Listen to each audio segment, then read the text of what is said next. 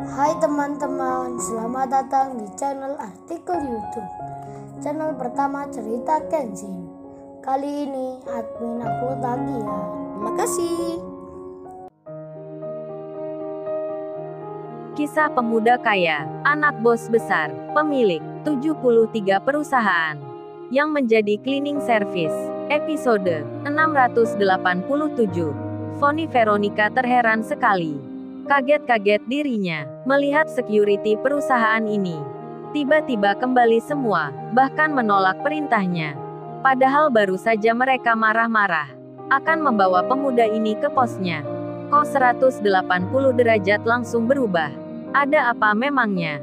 Ada apa dengan mereka? Rupa-rupanya, ada hal yang tak diketahui oleh Veronica dan Bertrand. Tapi diketahui oleh security itu. Karena sebelumnya, di satu hari yang kemarin, bos perusahaan ini memberikan pesan. Dipanggillah beberapa orang. Salah satunya penjaga keamanan, yakni para satpam perusahaan. Bos itu berkata, "Oh ya, semua yang saya minta datang ke sini. Besok saya ada rapat ke tempat yang lain. Ini coba kalian dengar dan ingat-ingat. Ada hal penting yang akan saya sampaikan, khususnya pada para security. Agar nanti berhati-hati kalau menyambut tamu.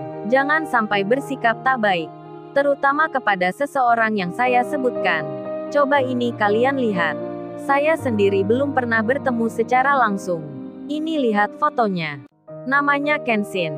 Kalau salah satu dari kalian menjumpai dia datang ke sini, jangan sampai melarang-larang. Jangan menghardik dan bicara kasar. Apalagi berbuat tak sopan. Sebab pemuda ini sangat penting sekali. Khususnya bagi perusahaan ini. Kalau kalian membuatnya marah, perusahaan ini dalam sekejap akan ditutupnya. Kalian tak akan bisa kerja nantinya.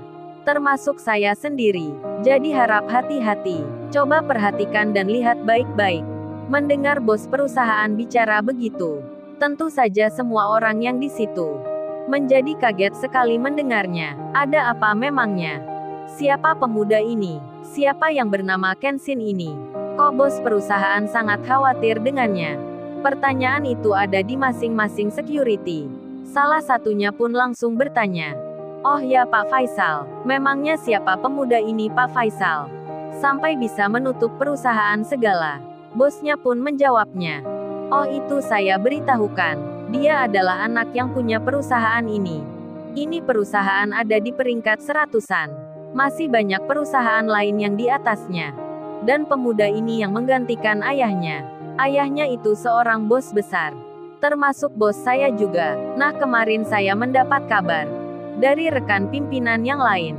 Kalau ada tuan muda yang akan berkunjung ke perusahaan-perusahaan. Salah satunya ada di sini. Tapi kemungkinannya itu kecil sekali. Karena ini perusahaan yang biasa.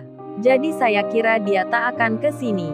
Tapi untuk berjaga-jaga, saya beritahukan hal ini. Karena kalian security yang berada di garis depan, yang melihat orang-orang yang datang, yang mengawasi para tamu pula. Jadi sebagai antisipasi, saya kabarkan hal itu. Jangan sampai kalian bersikap tak ramah kalau melihat tuan muda yang seperti di foto ini. Sebab banyak bos-bos perusahaan yang hormat padanya. Terlebih katanya, penampilannya biasa, tak seperti orang kaya. Saya khawatir kalian akan melarangnya, bahkan mengusirnya. Jangan sampai itu dilakukan. Atau nanti kalau kalian melihatnya, segera kabarkan pada saya. Nanti bos akan kembali." Sudah begitu saja informasinya. Para staf kantor tak perlu diberitahu hal ini. Karena ini bagian tanggung jawab kalian. Terlebih tuan muda itu tak suka dihormati, tak suka disambut pula. Sudah begitu saja kabar dariku. Dan terungkaplah mengapa. Mengapa security itu, ketika membaca nama Kenshin, melihat fotonya, langsung gemetar badannya, seperti pucat wajahnya. Bahkan rekan-rekan kerjanya langsung diajak kembali semua. Ternyata begitu alasannya. Nama Kenshin dalam benak mereka adalah sosok yang berbahaya. Para security itu jadi ketakutan. Karena baru saja membentak Kenshin, memarah-marahi, bahkan menuduhnya mencuri. Mereka saling berunding. Mereka saling bertanya tentang gimana ini solusinya. Kita kelepasan akan pesan Pak Faisal. Ternyata pemuda itu datang ke sini. Kita malah berbuat tak baik padanya. Hingga akhirnya mereka memutuskan untuk menelpon bosnya, menceritakan akan hal yang sebenarnya. Pak Faisal pun kaget jadinya. Dengan segera meninggalkan tempat rapatnya, kembali ke perusahaan yang dipimpinnya. Sedang Foni Veronica yang sekarang terheran mukanya, langsung bicara pada Bertrand atasannya. Gimana ini Mas Bertrand? Security kok malah kembali semua? Tak jadi membawa pemuda itu. Ada apa dengan mereka? Bertrand menjawabnya. Aku juga belum tahu. Kalau gitu aku panggilkan saja orang bagian gudang. Mereka bawahanku akan aku perintahkan untuk membawa anak bau kencur ini ke pos luar. Minta mereka menelpon polisi agar segera dibawa. Di saat itu dari belakang, Sela yang dibantu Kenshin itu melihat pula dari tempatnya berdiri. Melihat security yang tiba-tiba balik semua, Sela pun tak luput bertanya dalam hatinya. Ada apa memangnya? Dan Bertrand pun menelpon bawahannya, meminta mereka untuk segera datang, untuk mengamankan seseorang yang mengganggunya. Foni pun tak kapok-kapoknya, tak mengambil pelajaran dari apa yang dilihatnya. Foni berkata lagi ke Kenshin, "Hei lu beruntung sekali ya lu ini. Lu pakai sihir apa tadi? Kok security melihat kartu namamu langsung pada kembali? Apa kamu pakai guna-guna? Kurang ajar sekali lu sudah menghipnotis security. Sekarang lu dipanggilin karyawan sini, biar mereka langsung menangkapmu, membawamu keluar perusahaan ini. Kalau perlu nanti langsung menghajarmu. Karena lu tak tahu diri, sudah meremehkan gua dan Mas Bertrand ini, yang seorang petinggi di sini. Dibilangin petinggi malah tak takut-takutnya, malah berlagak sok dirimu, tak mendengar apa kataku. Sekarang pasti lu akan kena karma, sebab sudah berani melawanku dan melawan Mas Bertrand ini." Foni masih marah sekali. Kenshin pun menjawabnya, "Oh ya Mbak Foni, saya itu sudah sering melihat seorang wanita, melihat seorang staf pegawai seperti mbaknya ini, atau seperti Mas yang ini, yang marah-marah dan meremehkan pegawai di bawahnya. Sudah sering sekali. Terus apa Mbak Foni ini punya tanggungan? Baik tanggungan keluarga atau tanggungan lainnya.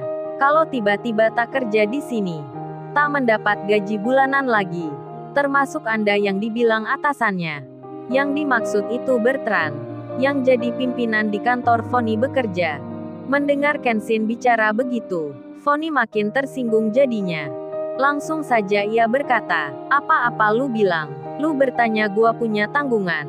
Apa maksudmu itu? Pakai bicara kalau tak ada gaji bulanan segala. Apa lu mau bilang kalau gua dan Mas Bertrand tak kerja gitu? Apa lu yang mau memecat kita? Lu mau bermimpi jadi bos kita di sini? Hahaha, lu mengigo ya? Kalau berhayal jangan ketinggian. Entar lu jatuh di selokan. Pria tak punya sepertimu memang sudah biasa aku temui. Bicaranya ngawur dan sering ngaco kalau berkatanya. Ya seperti orang gila kayak dirimu." Foni Veronica masih menghina Kenshin. Belum tahu Kenshin itu siapa. Kemudian tiba-tiba handphonenya berdering. Foni Veronica melihatnya. Bos perusahaan ini menelponnya. Langsung saja diangkatnya. "Iya Pak Faisal, saya di sini." "Ada apa Pak Faisal? Apa ada hal yang harus saya kerjakan?"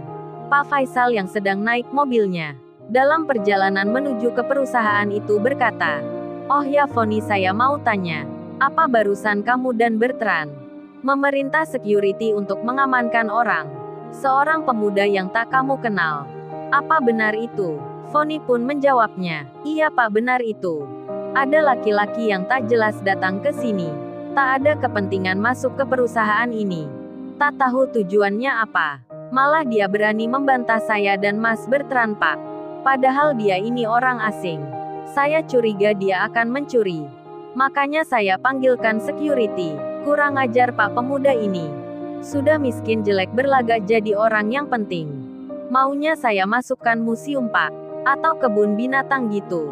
Foni bicara begitu, mengira Pak Faisal akan suka, karena telah menegur orang yang akan berbuat tak baik.